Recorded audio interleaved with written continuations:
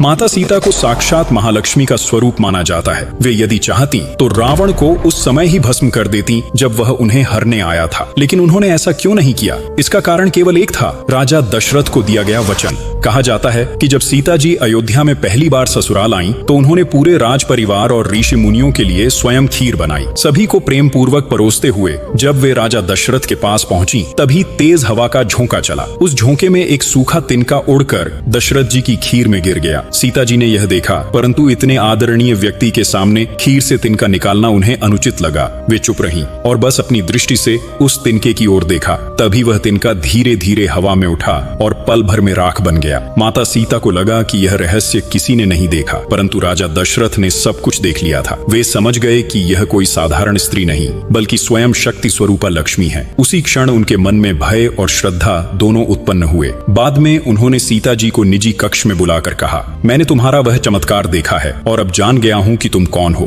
परंतु मुझसे एक वचन दो। जिस दृष्टि से तुमने उस तिनके को देखा था, उस दृष्टि से अब किसी और को कभी मत देखना। माता सीता ने पिता तुल्य दशरथ जी का आदर करते हुए यह वचन स्वीकार कर लिया, और यही वचन बाद में रावण के जीवन की रक्षा बन गया। जब रावण उन्हें हरकर लंका ले गया, तब भी वे चाहती तो उसे उसी क्षण भस्म कर देती, परंतु दशरथ जी को दिए वचन के कारण वे अपनी शक्ति का प्रयोग नहीं कर सकी। हर बार जब रावण उनके पास आता, तो वे बस एक तिनका उठाकर उसे घूरती और उसी तिनके में अपने क्रोध को समेट लेती। और जिसने जगत की सबसे महान शक्ति को वचन से बांध दिया था। जय सिया राम।